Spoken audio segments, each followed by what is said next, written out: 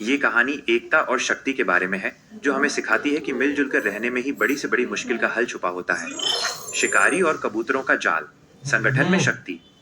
एक विशाल बरगद के पेड़ पर कबूतरों का एक बहुत बड़ा झुंड रहता था। एक दिन वे सब भोजन की तलाश में आकाश में उड़ रहे थे। तभी उन्हें जमीन पर ढेर सारे चावल के दाने बिखरे हुए दिखाई दिए। सभी कबूतर दाना चुगने के लिए नीचे उतर आए, लेकिन वे ये नहीं जानते थे कि एक चालाक शिकारी ने वहां पहले से ही अपना जाल बिछा रखा था। जैसे ही वे दाना चुगने लगे, वे सब जाल में फंस गए। संकट और घबराहट।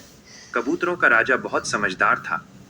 शिकारी को अपनी ओर आते देख सभी कबूतर डर के मारे फड़फड़ाने लगे और अलग अलग दिशाओं में भागने की कोशिश करने लगे।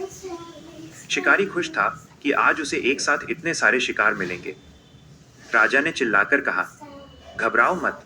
अगर तुम अलग अलग जोर लगाओगे तो कभी नहीं बच पाओगे, लेकिन अगर हम सब एक साथ जोर लगाएं तो हम इस जाल को लेकर उड़ सकते हैं।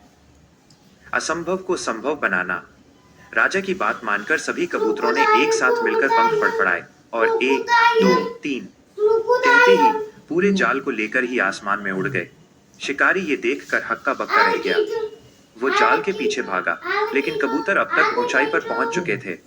वे उड़कर राजा के एक मित्र चूहे के पास पहुंचे। चूहे ने अपने तेज दांतों से जाल काट दिया और सभी कबूतर आजाद हो गए। कहानी की सीख।